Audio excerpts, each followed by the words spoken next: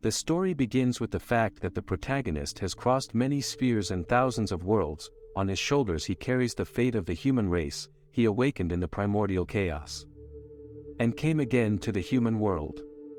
He discovered the black hole and arrived on his island on Earth. This time he decided to become the highest ruler of mankind, or to train his apprentice to become the ruler of this world. But the true goal of the protagonist was different. He arrived on Earth in order to find a girl apprentice, who will rub his master's back. But it was not easy to fulfill such a simple wish. He suffered repeated failures over and over again. His first apprentice turned out to be a macho man.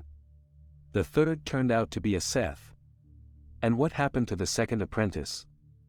Though his second apprentice is handsome, he can by no means be allowed to have his looks turn my head upside down. The protagonist was desperate. He wanted to find a bright, intelligent, sweet student. Thus begins the hang of the life of the protagonist.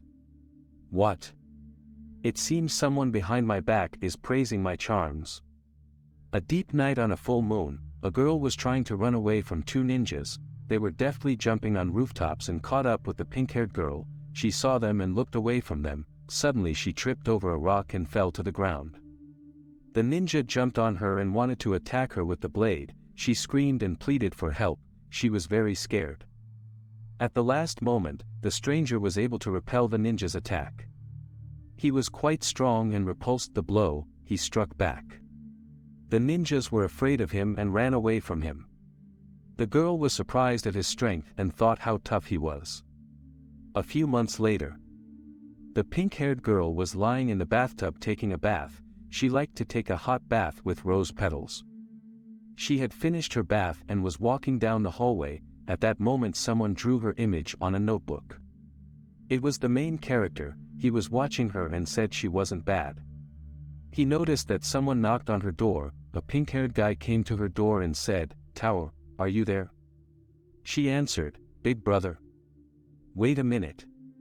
Tower wrapped herself in a towel and opened the door. She said, "Good evening brother, did you want something?" He entered the house and said he wasn't comfortable with her choosing to stay here, so he should meet the benefactor who saved her. Tao replied that he had nothing to worry about as this gentleman is really cool and they have no problems. Her brother told her she was too naive. She hadn't found out anything about him and had already started calling him mentor, but he had gone to see her, contrary to his expectations. Tao answered that it was because I was unusually gifted. He said that it had been several days and we had not yet seen any of his students. This temple of the heavenly will is not very popular and is full of strangeness at every turn. It really troubles me that you are alone here. At that moment the master came into their room. The master asked them why they are not resting at this late hour. Su came up to him and said, "Hello, Sei Yen, good evening, I wanted to talk about something." Sei Yen said that he heard their conversation and he understood his worries. "Since the founding of my teachings, I've only ever accepted personal disciples, so the temple is rather deserted now. However, by a happy coincidence, some disciples will return today." Tao was surprised. Would Master Si Yen introduce me to the older disciples?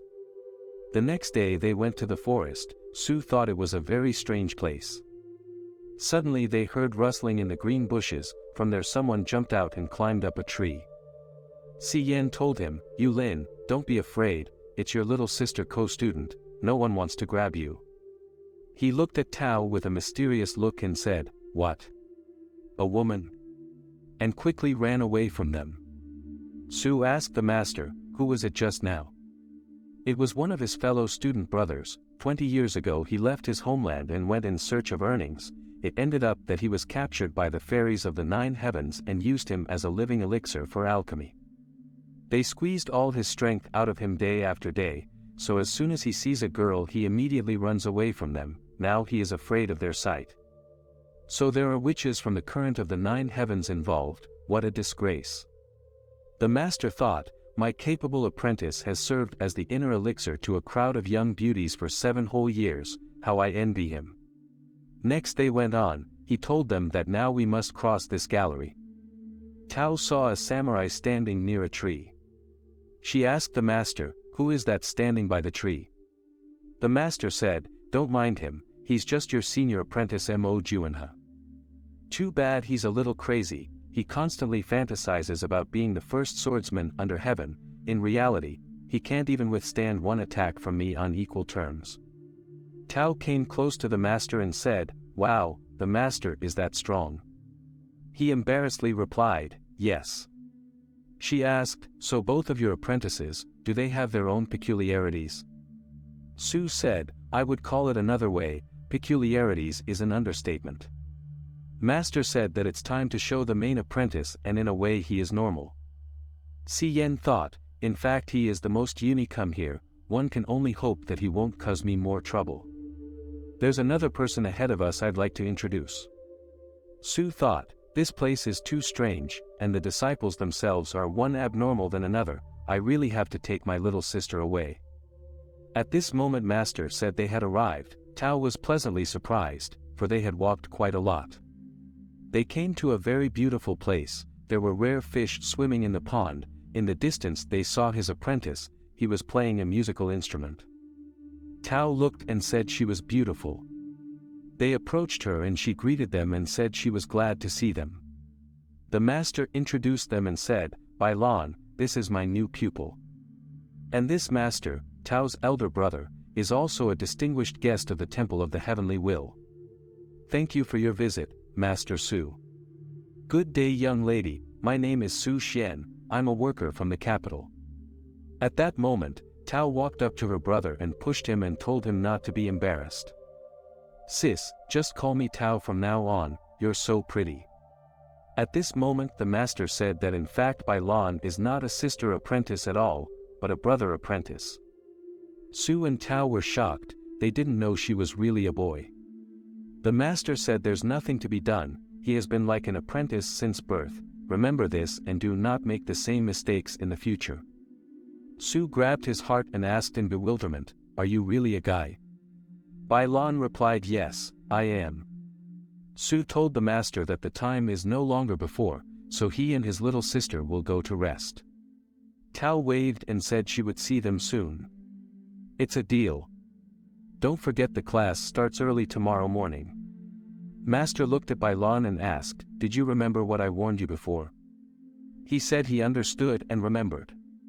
Master walked up to him and said, "Don't you dare show your true nature, if you scare my disciple Tao, I will kill you." "Alright, I've said everything, now it's time for me to go back and make some preparations. Have a safe journey Master." The next day on the mountain, Master said, "Tao, from this day on, your master will teach you spiritual comprehension. People aspiring to become celestials can be in one of the 7 stages, perfection chi, primordial existence, the threefold beginning, the 7 animal souls, incomprehensibility, divinity and immortality." He looked at Tao and said she was standing too far away, "Can you hear your master's instruction clearly?" She replied, "Master, are you sure this is my Taoist garb?" Behind the pillar, one of the disciples stood and said, "Why are the socks so long and the skirt on the contrary short?" Master said to her, "Tao, there is something you don't understand. This Taoist garment is your master's own creation, it took a lot of mental effort. You should not reject a master's benevolence." She agreed and decided to come out, she was embarrassed and unsure. Tao said that this garment was too embarrassing for her, she didn't feel very good in this garment and asked, "Can I not wear it?" "As silly my apprentice, this uniform shows a positive effect on your cultivation, you'll soon realize it yourself." She sat down in front of him and said, "Will wearing this uniform really help my training? It's so uncomfortable to meditate in." The master said as he put on the form so it had folds in it. "Let your master smooth them out." At this time brother Su met Bai Lan and said he remembered something and needed to discuss it with Tao. "I really want to take Tao away from here, but she is determined to stay and won't listen to anything. I can't stay with her all the time, this time I'll just tell her goodbye. As long as she's safe here, I can be calm." Su just wanted to go into the training place and tell Tao about it, but at the last moment Bai stopped him and demanded him to stop. Su asked, "Is something wrong?" Bai replied that the master is now conducting the class and as they say, non-disclosure of methods. He grabbed Su's hand and said, "There's nothing stopping them from taking a walk while we wait for the master. How do you feel about that?" Su thought, stop, he's still a guy, but with such a graceful figure. With such lovely long hair. At that moment, Bai looked at him and said, "Oh, you're sweating so much.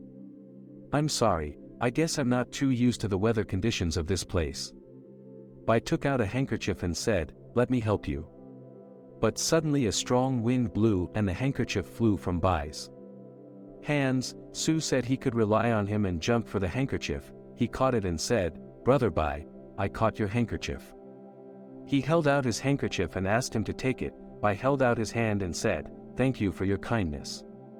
Their hands touched and Su was shocked by this. Suddenly the handkerchief was blown by the wind again and Bai said, "Can you help me fetch it?" "No problem. I'll be quick." But at the last moment Su caught himself thinking, "What am I doing? Why do I feel the joy of it all? I got to the point where I wanted to earn his gratitude. Get it together, how could you embarrass yourself like this? This man is too fearful, you should reject him." He picked up his handkerchief and thought, "But why am I doing this?" At that moment Bai asked him what was the matter. "Why are you so caught up in looking at someone else's handkerchief and not letting it go? How nice." Suddenly Su grabbed the handkerchief and ran away. Bai asked him, "Where did you run with my handkerchief?" Bai thought, doesn't that mean I helped Master avoid unwanted problems? At this time the Master continued to train Tao. He said that he should now focus on the 36 small circles of qi circulation. This method will allow you to advance to one of the most important steps. Ahem, Tao, Master was just telling you about the principle of the training method, do you remember? She was immersed in her own thoughts. She thought about the fact that just recently the Master had touched her thighs. And now no one will take her as his wife. The Master thought, and why is my silly apprentice so ashamed? Although the Master only helped her to straighten her stockings, although there was no avoiding touching in the process, but the Master is your soul mate after all, and I would never think of anything disgusting. Tao, have you ever heard the expression, Master is once a father for life? Tao replied that she had heard it. We were destined to become master and apprentice, in other words it was inevitable, from now on we are like family. So there's no need to get hung up on numerous rules and unnecessary formalities. It's good that you understood me, it's okay that you didn't hear clearly. Mo Juanheng and Yuling, you two come over to me, give your sister co-student a visual demonstration. They said they're about to demonstrate. They took out their blades and prepared to attack each other. Junior disciple, it's been a long time since I tested your abilities. Be careful, big brother. Suddenly they jumped and were ready to attack each other. At that moment, Tao said, "Hey you two, haven't we already met?" They were stunned with surprise. She said, "Yes we have, senior apprentice, don't you look like the gentleman who saved me? And the physique of the third apprentice also seems quite familiar to me." The Master and his apprentices stood perplexed and did not know what to answer her. She looked at them and said that the third looked like the one who had attacked her. The Master awkwardly answered her that in 30 years these two had never left Huanhai. How could you have met them before? At this moment the two disciples said they had urgent business and had to go. Tao looked at them and said, "Really? Why did they run away?" The Master told her it was class time and she couldn't be distracted. Study this technique carefully, start from the basics and then go deeper. Master thought it was too dangerous, if I had been exposed even a little bit more. Luckily Tao is too naive and does not harbor much suspicion. Later I should definitely teach her what's what. So that she won't be fooled by any villain. Suddenly Tao was getting the hang of it. She was focused on her inner energy. As expected of a child chosen by the heavenly Tao. With only her innate talents, she was already able to interact with the powers of the three animal souls of Pe. Her talent was not bad. Is it possible that you are destined for me? As of today, I will officially honor you as my master. And in the future, I would like to get along with everyone. However, the most important thing is myself. I need to try my best on my path to perfection. After all, I've been here a few days on my own, I'm not even capable of washing my own clothes. My elder brother is also good, he always looked after me, but this time he left without saying a word. Suddenly the master came up to her and said, "Are you doing laundry?" She was really frightened by the surprise. The master. Your master came to check how my capable apprentice is doing on her own. Well, how's that going? Master, why are you laughing at me? When I was living at my place, the servants helped me with the laundry, I'm just a little inexperienced, that's all. Master realized this was his chance, he said, don't worry about anything, your master is from the older generation, in addition to spiritual comprehension, I can also teach you household skills. No problem, the master will clearly show you how to do it, so watch carefully. The master thought, this is a maiden's garment, an unmarried girl, after so many years, the master can touch it again. When using soap pods, you should not rub them on the clothes right away, first of all, the clothes should be rinsed and then you should use them. Tao was shocked and thought, don't rub my underwear so conscientiously, I just took it off. The master asked her if she had seen everything. And only after that would everything be clean. Suddenly the master took her underwear and said it was quite hot today. Tao was shocked, she said it was her underwear, he said, what's the matter? Nevertheless, soap alone is not enough. Tao thought, didn't the master understand and took her underwear by mistake? She stealthily went to her underwear and took them, there was no way she could let the master find out about this. Why is the handyman so calm? After all, he is now freely rubbing my underwear. Am I the only one who cares that much? Looks like I'm the only one. Yes, after working hard, the mood immediately lifts, said the master. At this time Tao thought, I'm going to die of shame, no one will marry me now for sure. Master asked Tao, you don't have anything to do right now, do you? What a nice coincidence, come to your master's room for a while, my room is quite spacious. She looked at him and said, don't you want to? They went to his room, Tao wondered what the master wanted from her. Out of the blue the master called me to his room. What are we going to do there? After all, he was doing things to me. Tao tried to put such thoughts away and not think about it, for he was her master. But still, if love is mutual, then such things are not. The master told her to hurry and sit down beside him. Suddenly she exclaimed that she could not, and such things can only be done after marriage. He looked at her in surprise and said, what are you talking about now? The master wanted to paint your portrait. Draw my portrait? So he wasn't going to. He just wants a portrait. She stood in the center of the room and the master began to draw her from all angles. Suddenly she noticed the painting. Did she say who it was? Such a cute little bird, is that your work? The master replied, yes, it's my work, it's your big sister. Tao asked in surprise, older sister. That's right, in the past she was injured and fell on my celestial will temple grounds, and this is her species in human form, her name is Yan Yan. Judging by her seniority, she is indeed older than you, we were like family with her and Yan Yan equally relied on her master. It's a pity that one day someone will leave you and only then do you realize how happy those days were. Tao took the master by the hand and said, so has she already gone to the immortal world? I'm sorry master, I shouldn't have asked so many questions. He answered that it wasn't really true, she had gone to quite far away places and now she is not here. Tao said, I'm so glad my big sister is doing well. Suddenly she noticed she was holding the master's hands and asked for forgiveness, he said it was nothing. The master said we would meet again in the future, but now just thinking about our life together makes the master's heart happy. Tao asked, is this a painting? She thought, was master and sis relationship really that good? He answered, of course, Yan Yan trusted the master completely. When she decided to leave, the master grabbed her and refused to let her go, but she actually left screaming and saying that the master was a damn pervert. But Tao didn't know that, she said his story was very touching, that's what family means the master never stops talking about. At this point master began to remember their first meeting and their separation was predestined. One day you will spread your majestic wings and light a bright flame that will never go out, and then you will go to an even freer height. And the Master will have no choice but to defend the temple of heavenly will and watch you drift away far, far away. I'm sure you're happily up in the air now, in a completely different land." Tao looked at him and thought, "I feel that the Master is really sad. It seems their relationship was much deeper than I could have imagined." She told Master that from now on I want to always stay by Master's side and I just have to hope that Master won't reject me.